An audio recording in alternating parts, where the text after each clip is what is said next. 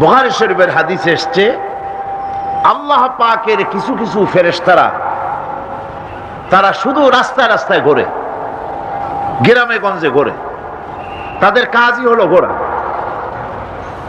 ঘুরতে ঘুরতে যখন তারা দেখেন কোন জায়গায় কিছু লোক বসে গেছে এবং আল্লাহ পাকের জিকির করছে, আল্লাহর কোরআনের আলোচনা করছে, তখন এক ফেরেশতা আর এক ফেরেশতাকে ডেকে বলে, তোমরা যে কারণে ঘুরছো আসো। সেই লোকগুলি পেয়ে গেছে। ফেরেশতারা মাহফিলের চতুর্দিকে দাঁড়ায় যায়, গায়ে গায়ে মিশে, হাত্তাকে পৃথিবীর মাটি থেকে আকাশ পর্যন্ত আল্লাহর রহমতের বৃষ্টি অবতীর্ণ হতে থাকে সেখানে। আল্লাহ পাক সবকিছু জানা সত্ত্বেও ওই ফেরেশতাদেরকে প্রশ্ন করেন, ফেরেশতারা এই লোকগুলি এখানে বসে আছে কেন, তারা কি বলছে? ফেরেশতারা বলে, রব্বুল আলামিন তোমারই বান্দাগুলি তোমার বিরাটত্ব, তোমার মহানত্ব বর্ণনা করছে, তোমার পবিত্রতা ঘোষণা করছে, তোমার শুকরিয়া আদায় করতেছে, জিকির আজগার করতেছে। আল্লাহ পাক প্রশ্ন করেন, ও ফেরেশতারা তারা কি আমাকে দেখেছে নাকি? ফেরেশতারা জবাব দেন, না রব্বুল আলামিন তোমাকে তারা দেখে নাই। আল্লাহ পাক বলেন, যদি আমারে তারা দেখতো তাহলে কি হতো? ফেরেশতারা বলেন, রব্বুল আলামিন তোমার বান্দাগুলি তোমাকে পাওয়ার জন্য আরো বেশি জিকির করত, আরো বেশি ফিকির করত, আরো বেশি প্রশংসা করত, আরো বেশি তাসবিহ পড়ত। আল্লাহ পাক প্রশ্ন করেন, ও ফেরেশতারা আমার এই বান্দাগুলি আমার কাছে কি চায়? ফেরেশতারা বলে, রব্বুল আলামিন তোমার বান্দাগুলি তোমার কাছে জান্নাত কামনা করে, বেহেশত চায়। আল্লাহ পাক বলেন, ফেরেশতারা তারা কি আমার বেহেশত দেখেছে? ফেরেশতারা বলেন, আয় আল্লাহ তোমার জাতের কসম তারা তোমার জান্নাত দেখে নাই। আল্লাহ পাক প্রশ্ন করেন, যদি তা দেখতো তাহলে কি হতো? ফেরেশতারা বলে, রব্বুল আলামিন তাহলে ওই জান্নাত পাওয়ার জন্য তারা প্রতিযোগিতা করত। আল্লাহ পাক এরপরে প্রশ্ন করেন, ফেরেশতারা আমার এই বান্দাগুলি কিসের থেকে আমার কাছে আশ্রয় চায়, কান্দে কেন? ফেরেশতারা বলেন, রব্বুল আলামিন তোমার বান্দারা তোমার জাহান্নামের আগুন থেকে মুক্তি চায়। আল্লাহ পাক প্রশ্ন করেন, ও আমার ফেরেশতারা তারা কি আমার জাহান্নাম দেখেছে নাকি? ফেরেশতারা বলে, রব্বুল আলামিন তোমার জাতির কসম করে বলি ওরা তোমার জাহান্নাম দেখে নাই। আল্লাহ পাক বলেন, যদি তা দেখতো তাহলে কি হতো? ফেরেশতারা বলে, রব্বুল আলামিন তোমার জাহান্নাম দেখলে তারা এই জাহান্নাম থেকে বেশি করে ভাগতো, এই জাহান্নাম থেকে পানাহ চাওয়ার জন্য, পরিত্রাণ পাওয়ার জন্য আরো বেশি করে কাঁদতো। আল্লাহ পাক বলেন, ও আমার ফেরেশতারা আমার এই বান্দাগুলি আমাকে দেখে নাই, আমার বেহেশত দেখে নাই, আমার দোজখ দেখে নাই। না দেখে কোরআন হাদিসের কথা বিশ্বাস করে এভাবে কাঁদতেছে। তোমরা সাক্ষী থাকো, ওই মজলিসে উপস্থিত সমস্ত লোকগুলিকে আমি রব্বুল আলামিন মাফ করে দিলাম। তোমরা সাক্ষী থাকো, সকলকে ক্ষমা করে দিলাম। একজন ফেরেশতা তখন দাঁড়াবেন, একজন ফেরেশতা দাঁড়িয়ে বলবে, আয় আল্লাহ তুমি সবাইকে মাফ করে দিলে ঠিক আছে, কিন্তু অমুক নাম নিয়ে বলবে, অমুক সে তো কোরআন শুনতে আসে নাই, সে তো জিকির করতে আসে নাই, সে তো জিকিরের মাহফিলের উদ্দেশ্যে, কোরআনের মাহফিলের উদ্দেশ্যে আসে নাই, সে আসতেছিল এমনি এমনি আসছিল নিজস্ব কাজে। কিছু লোক দাঁড়ানো আছে, বসে আছে দেখে সেও দাঁড়ায় গেল, তারও তুমি মাফ করলে। বুখারী শরীফের হাদিসের মধ্যে লেখা রয়েছে, নবীজি বলছেন, আল্লাহ রাব্বুল আলামিন সঙ্গে সঙ্গে ঘোষণা করেন, ফেরেশতারা শুনে রাখো, এই মাহফিল সমূহে, আমার জিকিরের মাহফিলে, আমার কোরআনের মাহফিলে যারা আসে কোনদিন তারা হতভাগ্য হয় না, কোনদিন হতভাগ্য হয় না। যারাই আসে সকলকে ক্ষমা করে দেওয়া হয়। সুবহানাল্লাহ। শিরক আল্লাহ রাব্বুল আলামিন সবচেয়ে বেশি অপছন্দ করেন। আর আল্লাহর সাথে অন্য কাউকে শরীক করার গুনাহ তিনি মাফ করেন না। আর তাই আমাদের প্রিয় নবী তার উম্মতকে সব সময় শিরক থেকে বিরত থাকতে বলেছেন। আমরা যাকে ক্ষমতাশালী বলে মনে করি, প্রকৃত অর্থে তার কোনো ক্ষমতা নেই। সকল ক্ষমতার আধার আল্লাহ রাব্বুল আলামিন। রাসূলুল্লাহ সাল্লাল্লাহু আলাইহি ওয়াসাল্লামের সময় এক মুশরিক কিভাবে শিরক থেকে নিজেকে মুক্ত করেছিল, এখন শুনব সে কাহিনী। একবার আল্লাহ নবীর কাছে এক মুশরিক এসেছিলেন। একজন মুশরিক এসেছে একটা ভাঙ্গা মূর্তি নিয়ে এসেছে। হুজুর বললেন, তোমার মূর্তি ভাঙ্গা কেন? লোকটি বলল, হুজুর, এটা হচ্ছে আমার খোদা, এইটারে নিয়ে আমি সব সময় থাকি যাতে সব রকমের বিপদ থেকে আমি বাঁচতে পারি। প্রতিমধ্যে আমার পেশাব পায়খানার হাজত হলো, এই মূর্তিকে আমি রাস্তায় দাঁড় করায় রেখে চলে গেলাম। পেশাব পায়খানার কাজ শেষ করে এসে দেখি যারে আমি খোদা বলি, যে আমারে যে বিপদ দিয়ে বাঁচাবে, তার মাথা থেকে পা পর্যন্ত একদম ভিজা। ভাবলাম নিশ্চয়ই কোনো বরকতের পানি ছাড়া আর কি হতে পারে। এটাকে বরকতের পানি মনে করে আমি যখন চাটা আরম্ভ করলাম, চাটতে গিয়ে দেখি কেমন টক টক লাগে, আর একটা উদ্ভট উৎকট একটা দুর্গন্ধ, অ্যাসিডের মতো ঝাঁঝালো গন্ধ। জিনিসটা কি? চিন্তা করলাম, পানিটা যদি বরকতের হবে তাহলে তো এই রকমের গন্ধ হওয়া উচিত না। পরে এদিক ওদিক তাকায় দেখি দূরে একটা কুকুর দাঁড়ানো আছে, আর তার নিচের থেকে পানি টপকাচ্ছে। তখন বুঝলাম যে এটা কোন বরকতের পানি। কয়, হুজুর, মেজাজটা খারাপ হয়ে গেল, ঠ্যাংটা ধরে একটা আছাড় মারলাম। কুত্তার পেশাব দিয়া তুই নিজেরে বাঁচাইতে পারিস না, আমারে বাঁচাবি কেমনে? ওর জেহেন খুলে গেছে। হুজুর সাল্লাল্লাহু আলাইহি ওয়াসাল্লাম হেসে দিলেন। হাদিস শরীফে এসেছে, এই একদিন হুজুর হেসেছিলেন যখন তার দন্ত মোবারক সব বিকশিত হয়েছিল। হুজুর বলছেন, আমার কাছে কেন এসেছো তোমার এই ভাঙ্গা খোদারে নিয়ে?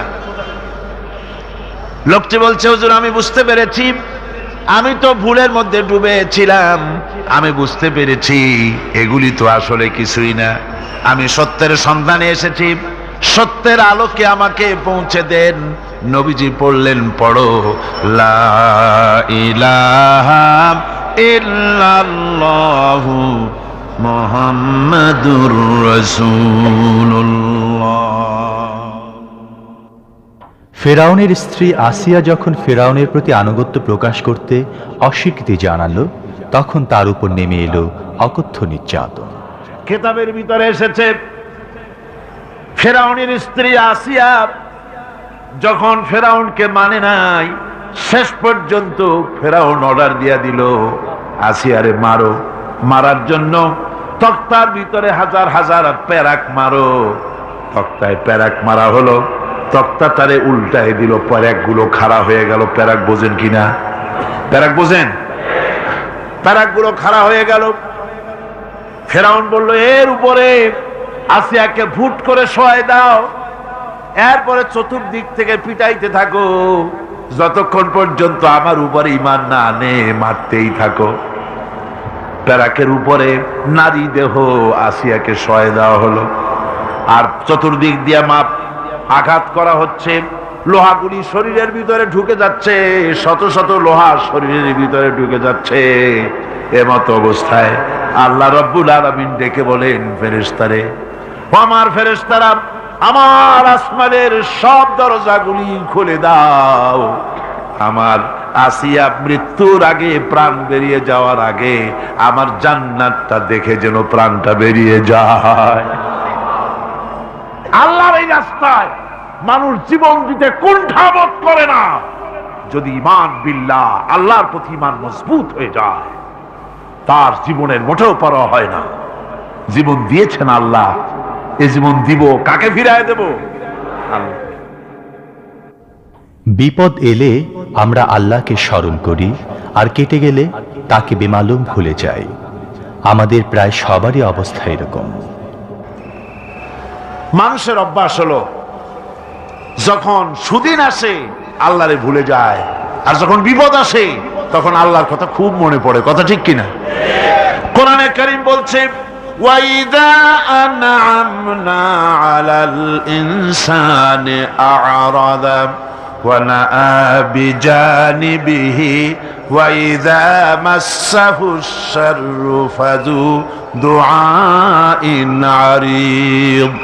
আল্লাহ রাব্বুল আলামিন বলেন, যখন আমি বান্দাকে নিয়ামত দেই, নিয়ামত পেলে পরে তখন সেই পিঠ প্রদর্শন করে আমারে বুড়ো আঙ্গুল দেখায়, আর যখন বিপদ আসে তখন লম্বা চৌড়া দোয়া শুরু করে যায়। দেখেন না, যখন তুফান হয়, ঝড় হয়, টর্নেডো হয়, বরকি হয়, প্রচন্ড ঝড় এসেছে, এই ঝড়ের মোকাবেলায় কাঁদতে থাকে, আল্লাহ আমারে বাঁচাও, রক্ষা করো। আল্লাহ যদি দয়া করে মেহেরবানি করে ঘরটারে বাঁচাই দিল, তারপরে সকালবেলা কয় যে আমার বাবা বড় বুদ্ধিমান ছিলেন, পাকা শাল কাঠের খুঁটি দিছিলেন আর তাল গাছের চৌকাঠ দিছিলেন, নইলে কি ঘর টিকতো, যে ধাক্কা লাগছিল।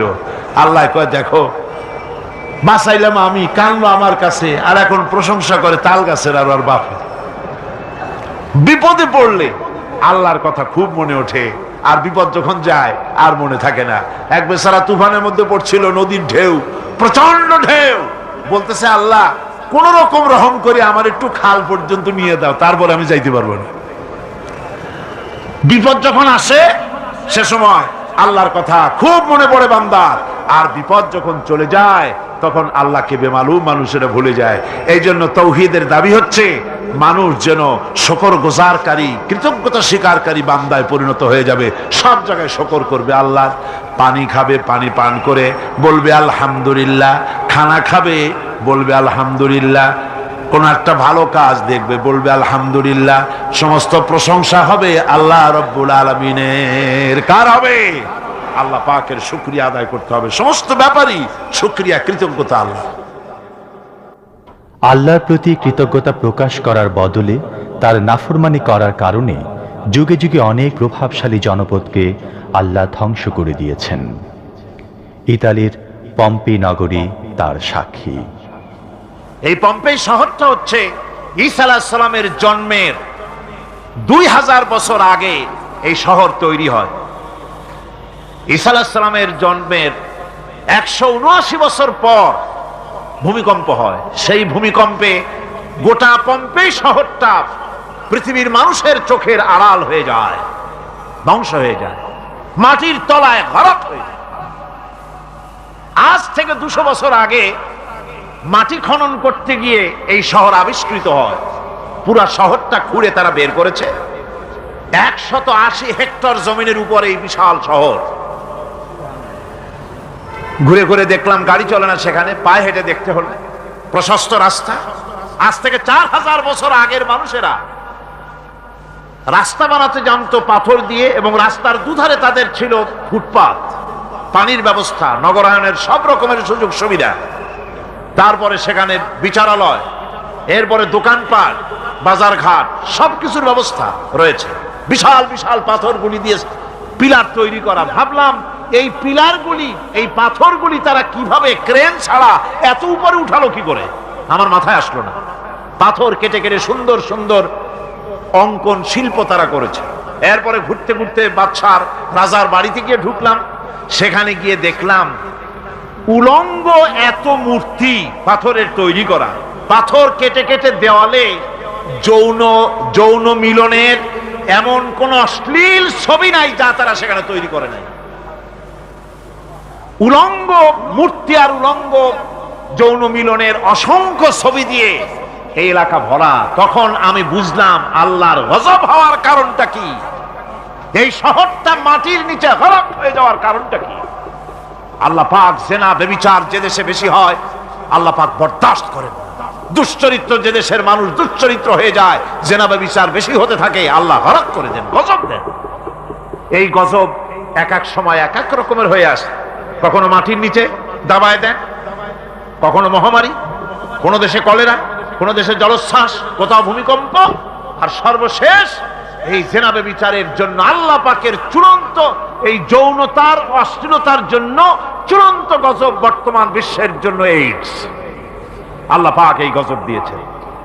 বন্ধুগণ, আমি সেই জায়গা, আমি সেখানে যা দেখলাম যে আল্লাহ পাক পাহাড়গুলিকে কিভাবে উড়াবেন, এটা অস্বীকার করার কোনো উপায় নাই। বিশ্বাস তো করতামই, তবে হযরত ইব্রাহিম আলাইহিস সালাম যেমন বলেছিলেন, রব্বি আরিনি কাইফা তুহিল মাউতা, হায় আল্লাহ তুমি মরাকে জিন্দা করবা কেমনে? আল্লাহ পাক বলেন, আওয়ালাম তুমিন, তুমি বিশ্বাস করো না? ইব্রাহিম আলাইহিস সালাম বললেন, বালা, অবশ্যই বিশ্বাস করি, ওয়ালাকিন লিয়াতমাইন্না কলবি, যদি চোখে দেখতাম তাহলে আমার অন্তরাত্মা খুব ঠান্ডা হতো। আল্লাহ রাব্বুল আলামিন চোখে দেখায় দিলেন জিন্দা কেমনে মুর্দা হবে, মুর্দা কেমনে জিন্দা হবে, আল্লাহ দেখায় দিলেন। পাহাড় উড়ায় দিবেন আল্লাহ রাব্বুল আলামিন। একথা কলিজার মধ্যে এটার উপর ঈমান বিশ্বাস, কিন্তু আল্লাহ চোখে দেখাইছেন, ঈমান আরো মজবুত হয়েছে, যা ছিল আরো মজবুত হয়েছে। সুবহানাল্লাহ। আল্লাহর ভয়তে কলিজা কেঁপেছে। আমি পাহাড়ের উপরে কেঁদেছি, যার যার হয়ে কেঁদেছি। যুগে যুগে অনেক ভণ্ড নবীর দাবিদার দুনিয়ায় এসেছিল। স্বয়ং রাসূলুল্লাহ সাল্লাল্লাহু আলাইহি ওয়াসাল্লামের উপস্থিতিতে একজন নিজেকে নবীর দাবি করে বসল। এখন শুনবো তার পরিণতির কথা। হুজুরের জামানায় একজন নবুয়তের দাবি করল, তার নাম ছিল মুসাইলামা কাজ্জাব। মুসাইলামা কাজ্জাব সে নবুয়তের দাবি করল। এখন হুজুরের মুয়াজ্জিন যিনি, তিনি তো আযান দিতেন, আশহাদু আন্না মুহাম্মাদার রাসূলুল্লাহ, পড়েন সবাই, আশহাদু আন্না মুহাম্মাদার রাসূলুল্লাহ। আযান আজও আমাদের সমস্ত মসজিদে আযানের আওয়াজ উচ্চারিত হয়, অর্থাৎ আমি সাক্ষ্য দিচ্ছি মুহাম্মদ সাল্লাল্লাহু আলাইহি ওয়াসাল্লাম আল্লাহর রাসূল। মুসাইলামার যে মুয়াজ্জিন ছিল, মুসাইলামা নিজেই জানতো যে আমি নবী না, ফাঁকি দিয়ে বেড়াচ্ছি, আর ওর যে মুয়াজ্জিন সেও বুঝতো যেটা একটা ফাঁকি লোক। সেই জন্য মুসাইলামার মুয়াজ্জিন যে সে আযান দিত, আশহাদু আন্না মুসাইলামাতা ইয়াজআমু আন্নাহু রাসূলুল্লাহ, এ হলো ওদের আযান। ওর ধারণা, ও একথা বলছে যে আমি সাক্ষ্য দিচ্ছি মুসাইলামা ধারণা করে যে সে নবী, এটা হলো ওর আযান। এখন লোকেরা বলছে, মুসাইলামা আপনি তো নবুয়তের দাবি করলেন, তো মুহাম্মদ সাল্লাল্লাহু আলাইহি ওয়াসাল্লামকে তার উম্মতেরা বিভিন্ন বাগানে নিয়ে যায় বরকতের জন্য। উনি যে কুয়ার কাছের থেকে যান, পানি না থাকলে কুয়া ভরে যায়, যে বাগান থেকে যান সে বাগানে ফসল কম থাকলে ফসল বেড়ে যায়। আপনি এই ধরনের কিছু কিরামতি মুজিজা আমাদের দেখান। তোমরা আমার নেও না, আমি দেখাবো কি করে, নিয়ে যাও। এরপরে যখন ওরে নিয়ে যাওয়া হলো, দেখা গেল যে কুয়ার পাশের থেকে নিয়ে যায় সে কুয়ায় পানি থাকলে তা শেষ, যে বাগানে নিয়ে যায় সে বাগানের খেরমা খেজুর থাকলে তাও শুকায় সব শেষ। লোকেরা মনে করলো ওর উম্মতেরা যে কি এক পোড়া কহলে নবী পাইলাম, যে খালি যেখানেই যাই সেখানেই বিপদ, কি মুসিবত। এরপরে লোকেরা ধরলো যে মুহাম্মদ সাল্লাল্লাহু আলাইহি ওয়াসাল্লামের উপরে তো ওহী নাজিল হয়, তো আপনার ওহী কোথায়? কয় যে অপেক্ষা করো, ওহী আসতেছে। এরপরে সে সূরা কাউসারের সাথে প্যারোডি একটা বানায় বললো যে সূরা একটা এসে গেছে। কি সূরা? কয় যে ইন্না আতাইনাকাল আকাক ফাসাল্লি লিরাব্বিকা ওয়াজাক ইন্না শানিয়াকা হুয়াল আবলাক। এর অর্থ হচ্ছে নিশ্চয়ই আমি তোমাকে আকাক পক্ষী দান করেছি, হুতুম পেঁচা তোমাকে দান করেছি, এজন্য তুমি তোমার প্রভুর উদ্দেশ্যে জোরে সোরে চিৎকার মারো। ইন্না শানিয়াকা হুয়াল আবলাক, নিঃসন্দেহে তোমার শত্রু তারা হচ্ছে শ্বেত এবং কৃষ্ণ বর্ণের। বলেন এর কোনো আগামাথা আছে? বরং এই সূরা যদি কেউ পড়ে, ইন্না আতাইনাকাল আকাক ফাসাল্লি রাব্বিকা ওয়াসআক, তো এই বলতে গেলে তো বমি করে দেবে সে। আল্লাহ রাব্বুল আলামিনের কালাম কি সুন্দর, আর কি এর সাথে কি মিলাইতে আসছে। আল্লাহ রাব্বুল আলামিনের কালাম, তার মাধুর্য, তার লালিত্য, তার ভাষার গাম্ভীর্য, তার গতিময় ছন্দ মানুষকে মোহাবিষ্ট করে, চিত্তাকর্ষক, হৃদয়গ্রাহী, যা মানুষকে মুগ্ধ করে দেয়। আল্লাহ রাব্বুল আলামিনের কালাম কত সুন্দর। والشمس وضحاها والقمر إذا تلاها والنهار إذا جلاها والليل إذا يغشاها। কি সুন্দর মিল একটার সাথে আরেকটা। إذا السماء فطرت وإذا الكواكب انتثرت وإذا البحار فجرت وإذا القبور بعثرت। আবার দেখুন, যেখানে যাবেন সেখানে অপূর্ব মিল। আর রহমান আল্লামাল কোরআন, পড়েন আমার সাথে, আর রহমান আল্লামাল কোরআন খালাকাল ইনসান আল্লামাহুল বায়ান। যদ্দূর পড়েন, যেখানে পড়েন অপূর্ব মিল। এরপরে এই মুসালামা কাজ্জাবকে দুনিয়া থেকে বিদায় করে দেওয়া হয়েছে, জাহান্নামে পাঠিয়ে দিয়েছেন হযরতে ওয়াহশী রাদিয়াল্লাহু তাআলা আনহু, যিনি হযরতে হামজা রাদিয়াল্লাহু তাআলা আনহুকে শহীদ করেছিলেন। তিনি ইসলাম কবুল করার পর দোয়া করেছিলেন, আয় আল্লাহ, আমার এই হাত দিয়ে যে অপকর্ম আমি করেছি, ইসলামের এক শ্রেষ্ঠ ব্যক্তিকে আমি শহীদ করেছি, আমি জানি না, না জেনে এটা আমি করেছি, তুমি আমাকে তৌফিক দাও, এই হাত দিয়ে যেন ইসলামের এক নিকৃষ্ট ব্যক্তিকে আমি জাহান্নামে পাঠিয়ে দিতে পারি। আল্লাহ দোয়া কবুল করলেন। হযরত ওয়াহশী রাদিয়াল্লাহু তাআলা আনহুর নেজার ঘা খাইয়া এই মুসালামা কাজ্জাব দুনিয়া থেকে বিদায় হয়ে জাহান্নামের রাস্তা ধরেছে। আরেক জাহান্নামী গোলাম আহমদ কাদিয়ানী। এখন শুনবো এই ভণ্ড নবীর দাবিদারের সাথে ইমাম বুখারী রাহমাতুল্লাহ আলাইহির কথোপকথন। মাওলানা শাহ আতাউল্লাহ বুখারী রাহমাতুল্লাহ আলাইহি গোলাম আহমদ কাদিয়ানীকে একবার প্রশ্ন করেছিলেন, তুমি যে নবুয়তের দাবি করছো, এই শক্তি কোথায় পাও?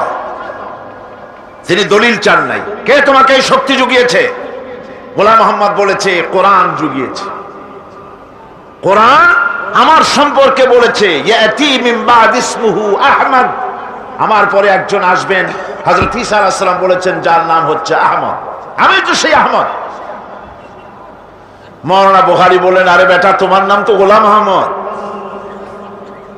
অর্থাৎ ঈসা আলাইহিস সালাম যার পেশেন্টগুই করেছেন, যার ফোরকাস্ট করেছেন, ভবিষ্যৎবাণী করেছেন, তুমি সেই আহমদ, তার গোলাম, সেই আহমদের গোলাম তুমি। গোলাম আহমদ বললেন, দেখুন, আমার নাম হচ্ছে গোলাম আহমদ। এখন আপনি যখন এটা নিয়ে তর্ক সৃষ্টি করলেন, তখন আমি বলতে চাই, আমার নামের প্রথম শব্দ বাদ দিয়ে দিলাম, এই নাম আর ব্যবহার করব না। আমার নামের প্রথম শব্দ হচ্ছে গোলাম। গোলাম বাদ দিলে আমি আহমদ হয়ে যাই, তাহলে তো আর আপনি আপত্তি করতে পারেন না। মাওলানা বুখারী বললেন, যদি তাই হয়, তাহলে নামের প্রথম শব্দ বাদ দেওয়া যদি জায়েজ হয়, তোমার ফতোয়া নিয়ে আমি আমার নামের প্রথম শব্দ বাদ দিলাম। আমার নাম হচ্ছে আতা আল্লাহ, আমার নামের প্রথম শব্দ বাদ দিলে আমি আল্লাহ হয়ে যাই। আর আমি আল্লাহ হয়ে বলছি, তোর মতো গাধাকে আমি নবুয়ত দেই নাই। এরপরে এই গোলাম আহমদ কাদিয়ানীর মৌত হলো। উম্মতেরা তালাশ করে পায় না, নবী গেল কই। 3 দিন পর দুর্গন্ধের চোটে অস্থির টয়লেটের দরজা খুলে দেখে জনমের মতো খাইয়া পেট ফুলিয়া শেষ হয়ে গেছে। আমরা অনেক সময় বিবেক বর্জিত হয়ে প্রচলিত ধারায় চলতেই বেশি পছন্দ করি। ন্যায় অন্যায় বিবেচনায় না এনে আমরা ক্ষমতাশালীর সুনজরের জন্য ব্যস্ত থাকি, অথচ আমাদের সব সময় আল্লাহর সন্তুষ্টির জন্যই কাজ করা উচিত। এক শ্রেণীর লোক আছে, যে সরকার আছে সেই সরকার কি বলে, আপনার জন্য আমরা তো অপেক্ষা করতেছিলাম। এরা হলো বীরবলের মতো। সম্রাট আকবরের নাম মনে আছেন আপনাদের? তার কত রত্ন ছিল দেখছেন? কেউ কয় 5 রত্ন, কেউ কয় 6 রত্ন। ইতিহাস ভুলবেন না, ইতিহাস মনে রেখেন।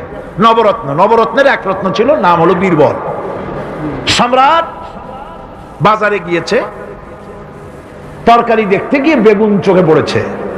বেগুন দেখে খুব লক্ষ্য করে দেখছে। বীরবল বলছে, জাহাপানা খুব পছন্দ নাকি? কয়, দেখতে তো খুবই সুন্দর। বীরবল বলছে, জাহাপানা, এই যে বেগুন, এটার নাম হচ্ছে বাগুন, অর্থাৎ এর অনেক গুণ। এটা যদি ভর্তা করে খান, আপনার মাথার চুল কখনো উঠবে না। এটা যদি ভাজি করে খান, আপনার স্বাস্থ্য ক্রমেই ভালো হবে। এটা যদি আপনি তরকারি মাছের সাথে মিলায় খান, আপনার রাজত্ব আরো দীর্ঘায়ু হবে। এই রকমের অনেক ফজিলত বয়ান করলো। তারপরে বলে ঠিক আছে কেন? ওগুলি কেনা হইলো, ভুক রান্না হইলো, জনমের খাওয়া খাইলো আকবর। এখন বেগুন জন্মের খাওয়া খাইলে যা হয়, টয়লেট রিজার্ভ, মেজাজ খারাপ সম্রাটের। বীরবল এসে দেখে মেজাজ স্ট্রং হয়ে আছে বাদশাহ। জাহাপানা কি হয়েছে? আরে বেটা তুমি কি তরকারির ফজিলত বয়ান করলা, আমার তো পেটের ব্যথায় অস্থির। কয় হুজুর এই একটা তরকারি নাকি, ওটার নাম তো বেগুন, ওর কোনো গুণই নাই। এটা খাইলে পরে কাখাউস হয়, পাচড়া হয়, এক্সিমা হয়, ব্রঙ্কাইটিস হয়, নিউমোনিয়া হয়। এটা খাইলে পরে কত লোক মারা গেছে কলেরা বসন্ত হইয়া, এটা কিন্তু তরকারি। আকবর কয় সর্বনাশ, আমার তো পেটের ব্যথা সেরে গেছে তোমার এই বক্তৃতা শুনে। বলে কিরকম? কালকেই বেগুনের এত ফজিলত বর্ণনা করলে, আর আজকেই বেগুনের এত কুচ্ছা বলছো তুমি, একই মুখে দুই রকম। বীরবল বলছে জাহাপানা কিছু মনে নেবেন না, আমি তো বেগুনের চাকরি করি না, আমি তো জাহাপানার চাকরি করি। কালকে আপনি বলেছেন বেগুন দেখতে সুন্দর, আমার পক্ষে যদ্দূর সম্ভব ফজিলত বয়ান করেছি।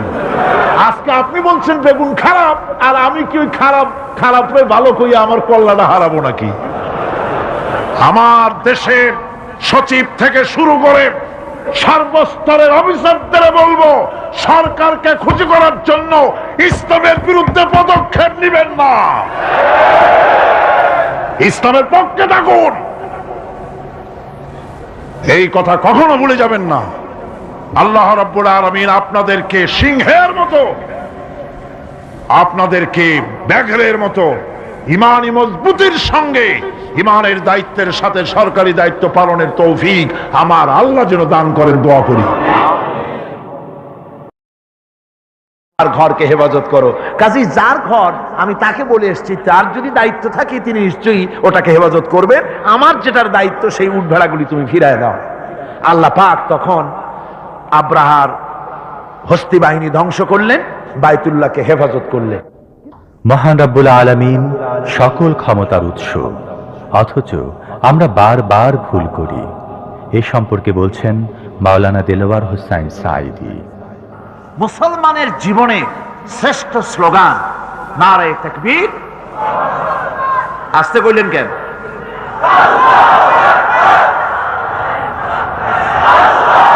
আল্লাহ হচ্ছেন বড়, তার থেকে বড় কেউ। আমি চিন্তা করি মাঝে মধ্যে, কিছু মনে নেবেন না, আমি মাঝে মধ্যে চিন্তা করি যে সমস্ত রাজনৈতিক দলের লোকেরা মুসলমান, আর রাজনৈতিক মতপার্থক্য থাকতেই পারে, যে কোনো দল করতেই পারে, কিন্তু এমন রাজনৈতিক দল আমি কেন করব মুসলমান হয়ে যেই রাজনৈতিক দলের মিছিলে আর মিটিং এ আল্লাহু আকবার স্লোগান দেওয়া যাবে না? কারণ হচ্ছে আমি যখন দুনিয়া এসেছিলাম, আপনি যখন দুনিয়া এসেছিলেন, আপনার আমার কানে কি শোনানো হয়েছে? কন্ত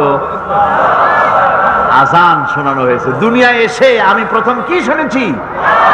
আল্লাহু আকবার, এটাই শুনেছি। আজানের প্রথম শব্দ কি? নামাজের প্রথম শব্দ কি? ইকামতের প্রথম শব্দ কি? জানাজা, জীবনের শেষ নামাজ, এটার প্রথম শব্দ কি? এটা শেষ শব্দ কি? তাহলে এর সিগনিফিকেন্সটা কি?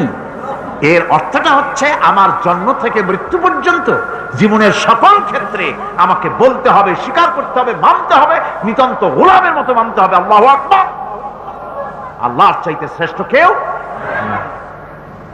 মুসলমানদের বলবো এই স্লোগান চালু করো, যে দলে থাকো। নেতাদের বলো দুনিয়ার সব স্লোগান দিতে পারবো, কিন্তু আল্লাহু আকবার বলতে পারবো না। এটা যদি নিষেধ করা হয়, এমন দলের কপালে আগুন লাগুক। আমি মুসলমান, আমি মুসলমানের সন্তান। মিছিলে মিটিং এ সর্বত্র আমার প্রথম স্লোগান নারায়ে তাকবীর।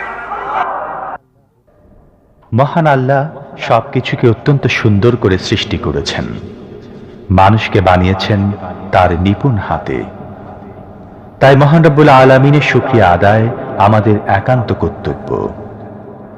আল্লাযী খালাকা ফাসাওয়া ওয়াল্লাযী কদ্দারা ফাহাদা।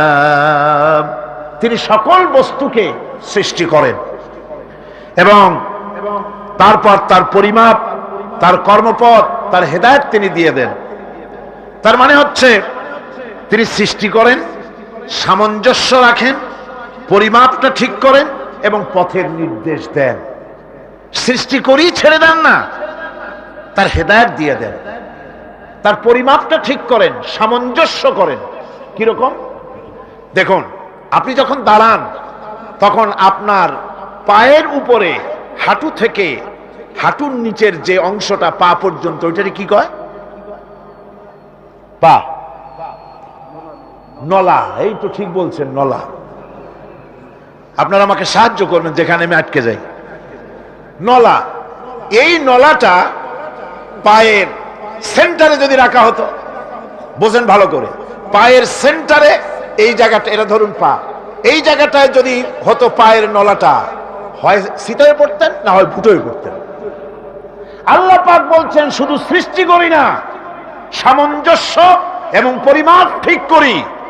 মাপ মতো পাটা সামনে গোড়ালির কাছে নলাটা বসায় দেওয়া হয়েছে, যাতে আপনি চিত না হন, ভুটো হয়ে না পড়েন। সুবহানাল্লাহ কইতে ইচ্ছা করে না? এই নলাটা যদি আঙ্গুলের দিকে আসতো আর পাটা যদি পিছনের দিকে বেশি অংশ থাকতো, যতই সামনে হাঁটতেন ততই পিছনে চলে যেতেন। ভূত নাকি, ভূতের পা থাকে নাকি পিছনের দিকে, বলে লোকেরা, আমি দেখি দেখি নেই। ভূত নাকি সামনে আগাতে গেলে পিছনে চলে যায়। এ পায়ের সামঞ্জস্যটা, অনেক কথা বলবো না, দুই একটা দৃষ্টান্ত দেব, তাতেই বুঝে ফেলবেন। আল্লাহ পাক বলেন শুধু সৃষ্টিই করি না, তার সামঞ্জস্য এবং পরিমাপকে ঠিক করে দেই।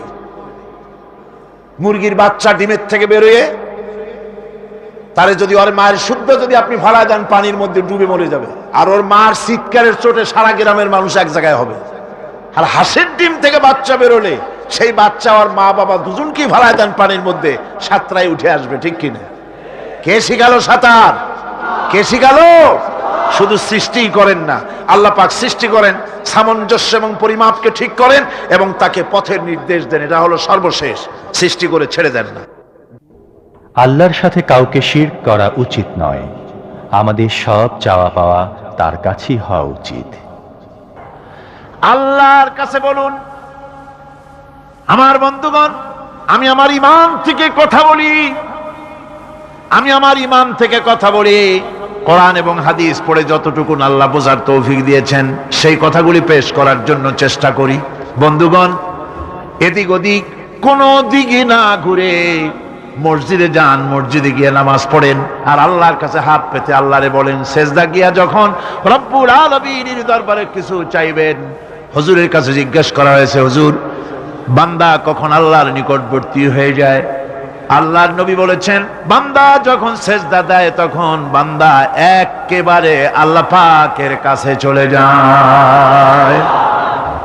আল্লাহর কাছে চান, যা দরকার, ছেলে নাই, মেয়ে নাই, বউ নাই, অথবা চাকরি নাই, প্রমোশন চাই, ব্যবসায় উন্নতি চাই, যা দরকার কাকে বলবেন?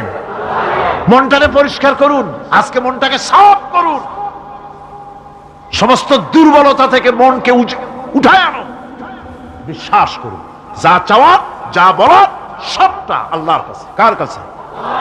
আমি তার গোলাম। আমি কার গোলাম? আল্লাহ ছাড়া কারো কাছে আমার অভিযোগ তুলবো না, সবটা বলবো আল্লাহর কাছে। বলে দেখেন, বলে দেখেন আল্লাহ পাক কিভাবে আপনাকে সাহায্য করেন। সুবহানাল্লাহ। ভাইরা আমার, আল্লাহ রাব্বুল আলামিন রাসূল করিম সাল্লাল্লাহু আলাইহি ওয়াসাল্লামকে বলেছেন, ফাইদা ফারাগতা ফানসাব ওয়া ইলা রাব্বিকা ফারগাব। যখন তুমি খালি হাত হয়ে যাবে, দাঁড়িয়ে যাবে এবং তোমার রবের কাছে মিনতি জানাবে, কিছু যখন থাকবে না, তোমার রবের কাছে দাঁড়ায় যাও আর তার কাছে মিনতি জানাও, তোমাকে আল্লাহ ভরপুর করে দিবেন। ভান্ডের কোনো অভাব নাই। আমাদের ভান্ড হচ্ছে যত দেব তত কমবে, আর আল্লাহর ভান্ড যত দেয় তত সমান সমান থাকে, মোটেই কমে না, মোটেই কমে না।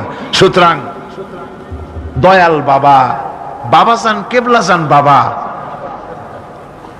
কি যে কবে আর কি করবে দিশা করতে পারে না। গান বাজনা, তারপরে গোসল শরীফ, কি জানি হাবিজাবি শরীফ, কোন শেষ বেদাত দিয়ে ভরে গেছে। এগুলি বিশ্বাস করবেন না, বিদআত খারাফা, এর সাথে মুসলমানের কোনো সম্পর্ক নাই। গাছ বাজনার সাথে মুসলমানের কোনো সম্পর্ক। হাতে কতগুলো ঢোল নিয়ে তারপরে মাজারের কাছে গিয়ে ঢোল বাজায়, কবরের কাছে মাথায় কতগুলো চুল, দাঁতে ময়লা, মোষগুলা ঠোঁট দুইটা ঢাইকিয়া দাড়ির কাছে এসে পড়ছে। হায় হায় রে, এই রকমের মোষ আমি মাঝে মধ্যে চিন্তা করি যে দই খায় কেমনে এরা, গাঁজা মদ খাইয়া এগুলো মাজার মধ্যে গিয়ে পড়ে থাকে। আর কি জানি আছে ওইটারে ঘষে আর বলে মদিনা যাব কেমনে, মদিনা যাব কেমন। তুই মদিনা যাবি কেমনে? মদ খেয়ে গাঁজা খেয়ে তুই যাবি মদিনা? একটা কথা হইল? তোর নাপাক কদম আল্লাহ পাকের আরদে মুকাদ্দাসে উঠতে পারে না। বদকার, জিনাকার, শারাবি, কাবাবি, আল্লাহ পাকের নাফরমান, কতগুলা শালু কাপড় গায়ে দিয়া মাথায় কতগুলা চুল রাখিয়া তারপরে গ্রামের নামে শরীফ। আশ্চর্য কথা, এই গ্রামের নাম শরীফ, ওই গ্রামের নামের মাথায় গিয়া শরীফ। শরীফ তো মক্কা শরীফ, মদিনা শরীফ, কোরআন শরীফ, হাদিস শরীফ। আর শরীফের দরকার নাই। শরীফের জাত মারছে গ্রামে গ্রামে শরীফ লাগাইয়া। কর্ণফুলী শরীফ, চন্দ্রকোনা শরীফ। আশ্চর্য কথা, শরীফ শব্দের একটা ইজ্জত থাকা উচিত, ঠিক কিনা কন? আপনাদেরকে সতর্ক হতে হবে। আনুগত্য এবং গোলামি সকল ব্যাপারে আল্লাহ পাকের করতে হবে। চাইতে হবে কার কাছে? আল্লাহর কাছে। আমার এই কথা আপনাদের মনে আছে কিনা জানি না। সম্রাট শাহজাহানের সময় এক ফকির, এক ভিক্ষুক ভিক্ষা করে বেড়াতো। 70-80 বছর বয়স হয়ে গিয়েছে।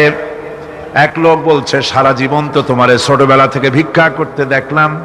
সে বলল, মানুষের দেয় তো 2 পয়সা 1 পয়সা, ভিক্ষা ছাড়া করবোটা কি? লোকটি বলল, তোমার একটা পরামর্শ দেই, একদিন সম্রাটের কাছে গিয়ে যে দেখো, একবারে যা দেবে খাইয়া কুলাইতে পারবে না। সম্রাট শাহজাহান কোথায় আছে এখন? দেখো গিয়া মসজিদে আছে। লোকটি মসজিদের বাইরে গিয়ে দেখে সম্রাট একা হাত তুলে বসে আছে, চোখ থেকে পানি পড়তেছে দর দর করে, দাড়ি ভিজে জামায় পড়তেছে। বহুক্ষণ দাঁড়িয়ে আছে।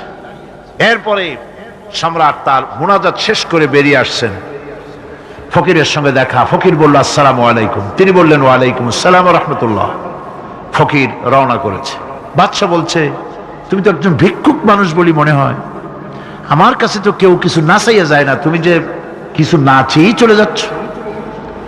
ভিক্ষুক বলছে, জাহাপানা, সত্যি কিছু চাইতে এসেছিলাম আপনার কাছে, কিন্তু আপনার অবস্থা দেখে আমার জ্ঞানের চোখ খুলে গেছে। আমি দেখতে পেলাম আমি যে সম্রাটের কাছে ভিক্ষা চাইতে আসলাম, আমি তো শুধু তাকায় আছি, আমি তো কান্দি না, বরং আমি যার কাছে চাইতে এসেছি তিনি আমার চাইতে আরো নগণ্য ভিক্ষুকের মতো হয়ে কার কাছে যেন হাত পেতে চোখের পানি ফেলে কান্দে। মনে মনে ভাবলাম, সম্রাট কান্দে যে সম্রাটের কাছে, ওই আল্লাহ ছাড়া জীবনে কারো কাছে কিছু চাইব না। আল্লাহর কাছে চাওয়ার অভ্যাস করুন, তিনি দিতে পারেন, সবকিছু তার আছে। এই বিশ্বাস মনের ভিতরে জমাতে হবে, তাহলেই সত্যিকারের মুসলমান আমরা হব। আল্লাহ পাক সত্যিকারের গোলাম আমাদেরকে বানাবেন। আমরা বলি আমিন। আল্লাহর পথে কোনো কাজ গোপনই করা ভালো। মানুষকে প্রদর্শন করে বেশি পুণ্য লাভ হয় না। আল্লাহ পাক বলছেন, ইয়া আইয়ুহাল্লাযীনা আমানু আনফিকু মিন তাইয়্যিবাতি মা কাসাবতুম ওয়া মিম্মা আখরাজনা লাকুম মিনাল আরদ। তোমরা যে উপার্জন করেছো, সেই উপার্জনে তোমাদের জন্য যা উপার্জন করেছো তাই, আর মাটির ভিতর থেকে আমি যা তোমাদের জন্য দিয়েছি তার থেকে ভালো জিনিস, ভালো ভালো জিনিস আমার রাস্তায় খরচ করো। এটা কার অর্ডার? আল্লাহর অর্ডার। আর খরচ করার জন্য ওয়ালা তায়াম্মামুল খাবিসা মিনহু তুনফিকুন, খরচ করার জন্য বাইসা বাইসা খারাপ জিনিসগুলি খুঁজে বেড়াইও না, ভালো জিনিসগুলি আমার রাস্তায় খরচ করো। আর যতদূর সম্ভব গোপনে দিও, যতদূর সম্ভব দান গোপনে করো। মানুষকে শুনায়ও না অমুক জায়গায় দিলাম, বা মানুষকে দেখায় দেখায় দিও না। কোন কোন শহর আছে কোরবানির সময় বিরাট গরু কেনা হয়, সেই গরুর গলায় মালা দিয়া তারপরে শহরের রাস্তায় রাস্তায় ঘুরানো হয়, অমুক মিয়া সাহেব এই গরুটা কোরবানি করবে। এরকম চিটাগংয়ে হয় না, অন্য অন্য জেলায় হয়। জি, এখানেই বেশি হয়। তাই? আশ্চর্য কথা।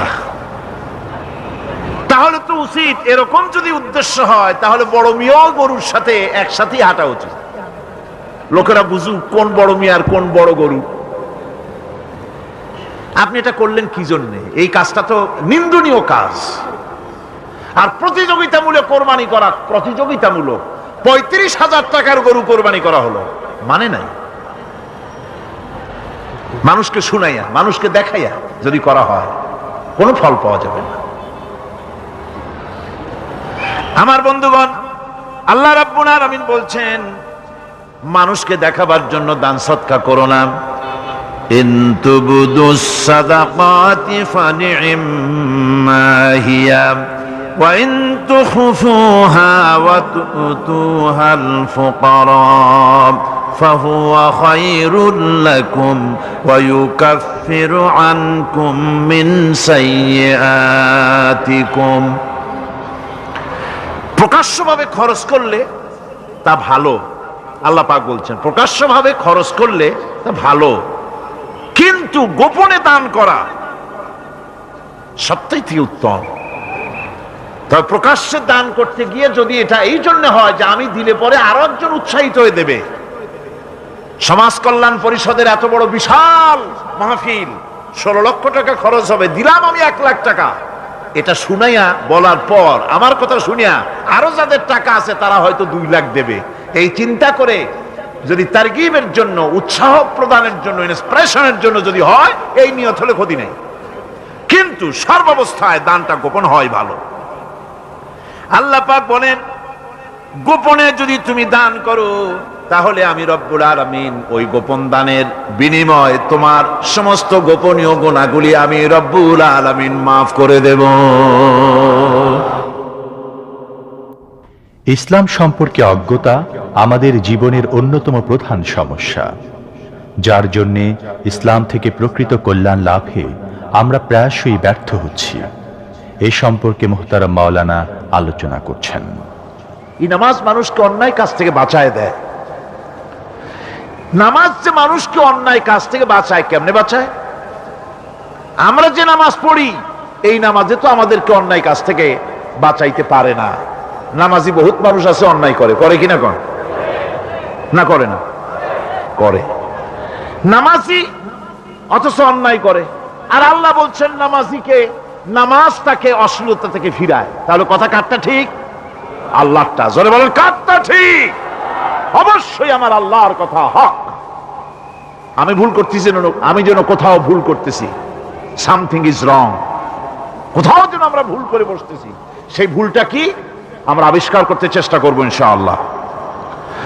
প্রথম যে কথাটা সেটা হচ্ছে এই যে আমরা যা নামাজে পড়ি আমরা তা বুঝি না। কথা ঠিক কিনা? আমি যদি এখন প্রশ্ন করি সামি আল্লাহু লিমান হামিদা অর্থ কি কোন, ফার্স্ট ডিভিশনে কয়েকটা লেটার নিয়ে ফেল করবেন এরকম লোক আছেন না নাই? সুবহান রাব্বিয়াল আলা অর্থ কি জানি না, সুবহান রাব্বিয়াল আযীমের অর্থ কি জানি না, দোয়া কুনুত অর্থ কি জানি না, তাশাহুদ অর্থ কি জানি না, সূরা ফাতিহার অর্থ কি জানি না, এমন কি উযুর মধ্যে কয়টা ফরজ তাও অনেকের জানা নাই। কথা কি বেশি বললাম না ঠিক বলছি? একজনের জিজ্ঞেস করলো, মিয়া উযুতে কয় ফরজ? কয় হুজুর কি মনে করেন এটা বুঝি জানি না, এটা তো সাধারণ ব্যাপার, বলেন না কয় ফরজ? কয় উযুতে তো 17 ফরজ। কি কি? কয় হাত ধোয়া, পাও ধোয়া, মুখ ধোয়া, নাক ধোয়া, চোখ ধোয়া, জিহ্বা ধোয়া, মাথা ধোয়া। বলতে বলতে গুনে দেখা গেল প্রায় 19টার মতো বলছে। বলা হলো মিয়া বললেন আপনি উযুতে ফরজ 17টা, কইলেন আপনি 19টা। কয় হুজুর জানি আরো, বলি না আপনাদের ভয়তে। উযু জানে না, নামাজ জানে না, তাকে এই নামাজ কেমনে ফিরাবে অন্যায় কাজ থেকে? কথা বুঝতে পেরেছেন? নামাজে কি পড়ি? নামাজে দাঁড়ায় গেলাম, আল্লাহু আকবার, অর্থ কি? চিল্লায় কন্না আল্লাহু আকবার। এরকম না, মুসলমানের মতো গলা ছেড়ে দিয়ে চিৎকার দিয়ে বলেন আল্লাহু আকবার। এই আল্লাহু আকবার, আল্লাহ সর্বশ্রেষ্ঠ, তার চাইতে বড় আর কেউ নাই। এই কথা দিনরাত 24 ঘন্টার ভিতরে শত শতবার বলি, একবার দুইবার না, শত শতবার বলি আল্লাহ সর্বশ্রেষ্ঠ। এই কথা বলার পরেও মনের মধ্যে অন্য কেউ বড় হয়, আল্লাহর বড়ত্ব যেভাবে মুখ দিয়া বলি ওইভাবে কার্যত পালন করি না। নামাজে আল্লাহু আকবার বললাম, এরপরে সানা পড়লাম, তারপরে সূরা ফাতিহা পড়লাম। সূরা ফাতিহার ভেতরে যে সমস্ত কথাগুলি বললাম সেই কথাগুলি বুঝি না, কি বলেছি তাও জানি না। এরপরে সুবহান রাব্বিয়াল আলা বলেছি, সুবহান রাব্বিয়াল আযীম বলেছি, সামি আল্লাহু লিমান হামিদা বলেছি, অর্থ কি জানি না। আল্লাহ তা শুনতে পান, যে ব্যক্তি আল্লাহর প্রশংসা করেন তিনি তা শুনতে পান। নামাজের মধ্যে আইডিয়া দেওয়া হচ্ছে, তুমি যে আল্লাহর জন্য নামাজ পড়তেছো, প্রশংসা করতেছো, এটা এমন নয় যে আল্লাহ পাক দেখছেন না বা শুনতেছেন না। তুমি যা বলতেছো, প্রশংসা করতেছো, আল্লাহ পাক তা শুনতে পাচ্ছেন। অনেক কঠিন অপরাধ করেও যদি বান্দা মহান আল্লাহর দরবারে মাফ চেয়ে ধর্ণা দেয়, তাহলে আল্লাহ তাকে ফিরান না, কেননা তিনি তার বান্দাকে অত্যন্ত ভালোবাসেন। আল্লাহ চান বান্দা তার ভুলের জন্য তওবা করুক, তার কাছে মাগফিরাত কামনা করুক। বুখারী শরীফের আরেকটি হাদিস শোনাই। একটা লোক 99টা খুন করছে। কয়টা? 99টি খুন করে একজন রাহেবের কাছে গেছেন, যে বলছেন ভাই আমি তো একটা বেকায়দার কাম করছি। বলে কি? কয় 99টা মানুষ খুন করছি, আমার কি গুনাহ মাফ হওয়ার কোনো পথ আছে? লোকটি বলছে কি সর্বনাশ, 99টা খুন করছো, তোমার আর কোনো উপায় নেই। লোকটি বলছে উপায় যখন নাই, তোরেও আর আস্ত রাখবো না, ওরেও শেষ করছে। আমি কি গল্প শোনাইতেছি না, হাদিস বুখারী শরীফে এসেছে। ওই লোকটাকে হত্যা করেছে। তাহলে কয়টা হলো এখন? একেবারেই পুড়ে ফেলাইছে কাম। এবার হাঁটতেছে হতাশ হয়ে, কি করলাম, 100টা খুন করে ফেলাইছি, আমার কি আর উপায় আছে? হাঁটতেছে হাঁটতেছে একজনের কাছে জিজ্ঞেস করলো, ভাই আমি তো আকাম করছি, আমি এখন তওবা করতে চাই, আমাকে কি একটা খোঁজ দিতে পারো, ভালো আলেম, বড় আলেম কোথায় আছে, আমি তার কাছে কি তওবা করতাম? লোকটি বললেন, ওই যে দেখা যায় দূরে, ওইখানে ওই গ্রামে একজন আলেম আছেন, একজন হক্কানি আলেম আছে, তার কাছে যাও। লোকটি রওনা করলেন। প্রতিমধ্যে আল্লাহ পাকের অর্ডার হয়ে গেল লোকটার জান কবজের জন্য। এখন লোকটার মৃত্যু হবে। 2 ধরনের ফেরেশতা এসে হাজির। গজবের ফেরেশতারা কয় যে 100টা খুন করছে, ওর জান আমরা কবজ করব। রহমতের ফেরেশতারা বলছে এই লোকটা তওবার জন্য পেরেশান হয়ে দৌড়াচ্ছে, ওর জান আমরা কবজ করব। 2 দলে ঝগড়া বেঁধে গেল। আল্লাহর নবী বলেন, ফেরেশতারা যখন ফয়সালা চাইলেন, আল্লাহ রাব্বুল আলামিন ফয়সালা দিয়ে দিলেন। জমিন মাপব, যে দিক থেকে এসেছে সেই দিক বেশি না, জালেমের কাছে তওবা করতে যাচ্ছে সেই দিকে বেশি। কোনটা বেশি? যেটা বেশি হবে তার উপরে ফয়সালা হবে।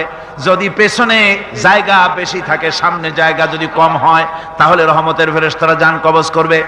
আর যদি সামনে জায়গা বেশি হয়, পিছনে যদি কম হয়, তাহলে গজবের ফেরেশতারা করবে। মাপা হলো, ফেরেশতারা জমিন মাপলেন, জমিন মেপে দেখতে পেলেন ওই আলেমের বাড়ি, যার বাড়ি তওবা করতে যেতে ছিল, তার বাড়ির দিকে 1 বিঘা জায়গা, মধ্যভাগ থেকে 1 বিঘাতের মতো কি 1 হাতের মতো বেশি এসে গেছে। আল্লাহ রাব্বুল আলামিন মাপার পরে অর্ডার করে দিলেন, 1 বিঘা বা বেশি জায়গা যখন এসে গেছে তওবা করার জন্য, আমি তার গুনাহ মাফ করে দিয়েছি, রহমতের ফেরেশতা তার জান কবজ করবে। আমার বন্ধুগণ, আল্লাহ রহমান রহিম। মানুষের জন্য গুনাহ করা স্বাভাবিক। যত গুনাহ আমরা করেছি জীবনে, আল্লাহর কাছে মাফ চাইতেছি, আল্লাহ দয়া করে আমাদেরকে মাফ করে দাও। জোরে কোন আমিন, আরো জোরে বলেন আমিন। এই আশা আল্লাহ রাব্বুল আলামিনের কাছে থাকতে হবে। আল্লাহ পাক দূরে না, আল্লাহ কি অনেক দূরে না। وَإِذَا سَأَلَكَ عِبَادِي عَنِّي فَإِنِّي قَرِيبٌ। আল্লাহ রাব্বুল আলামিন বলেন, ও আমার হাবিব, আমার ব্যাপারে যখন বান্দারা প্রশ্ন করে, আমি বান্দার একেবারেই নিকটবর্তী, জোরে কোন সুবহানাল্লাহ। আমি বান্দার একবারেই নিকটবর্তী। কত নিকটে? আল্লাহ রাব্বুল আলামিন কোরআনে বলেছেন কত নিকটে, শোনো, ওয়া নাহানু আকরাবু ইলাইহি মিন হাবলিল ওয়ারিদ।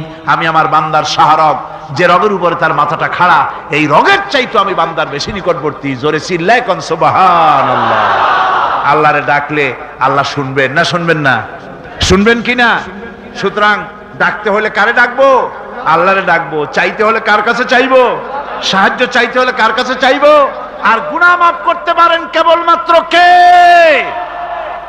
আল্লাহ পাক। তার কাছেই গুনাহ মাফ চাইতে হবে। আল্লাহুম্মা আমিন। রব্বানা যালামনা আনফুসানা ওয়া ইন লাম তাগফির লানা ওয়া তারহামনা লানাকুনান্না ربنا لا تزغ قلوبنا بعد إذ هديتنا وهب لنا من لدنك رحمة إنك أنت الوهاب। আয় আল্লাহ তাআলা, বিশাল এই জনসমুদ্র নিয়ে তোমার অগণিত বান্দা বান্দাদের নিয়ে তোমার দরবারে হাত তুলেছি। আয় আল্লাহ, দয়া করে আমাদের জিন্দেগীর সমস্ত গুনাহ খাতাকে মাফ করে দাও। রব্বুল আলামিন, আমাদের মধ্য থেকে যাদের মা বাপ দুনিয়া থেকে জন্মের মতো বিদায় হয়ে গেল, হায় আল্লাহ, আমাদের মা বাপের কবরগুলিকে জান্নাতের টুকরা বানায়া দিও। রব্বির হামহুমা কামা রব্বায়ানি সগীরা। সবাই পড়েন, রব্বির হামহুমা কামা রব্বায়ানি সগীরা। হায় আল্লাহ রাব্বুল আলামিন, এই মাহফিলে দোয়া কবুল হয় এরকমের ধারণা অনেকের জন্মে গেছে। যেহেতু এটা কোরআনের মাহফিল, এই ধারণার বশবর্তী হয়ে অনেকেই দোয়া চেয়ে পাঠায় দেশ থেকে বিদেশ থেকে। আয় আল্লাহ তাআলা, তুমি দোয়া কবুল করেছো এমন বহু প্রমাণ আমরা ইতিমধ্যেই পেয়ে গেছি। আর আমরা জানি তুমি বলেছো, উদুনি আস্তাজিব লাকুম, আমারে ডাকো, আমি ডাকের সাড়া দিয়ে দেব। রব্বুল আলামিন, বিনীত ভাবি তোমার আলিশান দরবারে, শাহী দরবারে গোলামের মতো ফরিয়াদ জানাই। যত মানুষ তোমার বান্দা বান্দিরা যত নেক নিয়ত করে দোয়া চায়, সকলের দোয়া কবুল করে নিও। সমস্ত মানুষের অভাব অভিযোগ দূর করে দিও রব্বুল আলামিন। এই মাহফিল অতীতেও তুমি ঋণযুক্ত রাখো নাই, এবারও যেন ঋণগ্রস্ত হয়ে না থাকে। এই শহরে কত বড় বড় ধনী আছে বাবু, তাদের দিলগুলিকে নরম করে দিও। তোমার বান্দা বান্দির দিল নরম করে এই বাজেট যা রয়েছে আল্লাহ, তুমি তা পুরা করে তার থেকে আরো বেশি দিয়ে দিও রব্বুল আলামিন। আয় আল্লাহ তাআলা, কোরআনের মাহফিলে বসলাম, যেই হাদিস দিয়ে মাহফিলটা শুরু করেছিলাম, তোমার হাবিব বলেছেন, কোরআনের মাহফিলে, জিকিরের মাহফিলে, তোমার আলোচনার মাহফিলে, তোমার হাবিবের আলোচনার মাহফিলে কোন মানুষ এসে হতভাগ্য হয় না বলে তোমার হাবিব বলেছেন। তোমার উদ্ধৃতি দিয়ে তিনি বলেছেন, মাবুদ, এই মাহফিলে আমাদের ভাগ্য তুমি বদলাইয়া দাও, আমাদের সাইয়াদ গুলি দয়া করে তুমি হাসানাত দিয়ে বদলাইয়া দাও রব্বুল আলামিন। সমস্ত আলেম ওলামাদের হায়াত দারাজ করে দাও। ইসলামী চিন্তাবিদ, ইসলামী বুদ্ধিজীবী, ইসলাম যারা চায়, ইসলাম যারা ভালোবাসে, তাদের সকলকে আল্লাহ তুমি এক বানায় দাও। আয় আল্লাহ তাআলা, এই মাহফিলে যত লোক উপস্থিত হয়েছে কাউকে তুমি মাহরুম করে দিও না। সকলের ঝুলি তোমার রহমত দিয়ে আল্লাহ তুমি ভরে দাও। আল্লাহুম্মা জিদনা ওয়ালা তানকুসনা وأكرمنا ولا تهنا وأعطنا ولا تحرمنا وآثرنا ولا تؤثر علينا وارضنا وأرض عنا يا كريم يا رب العالمين. ربنا تقبل منا إنك أنت السميع العليم وتب علينا إنك أنت التواب الرحيم. سبحان ربك رب العزة عما يصفون وسلام على المرسلين الحمد لله رب العالمين بحق لا إله إلا الله محمد رسول الله.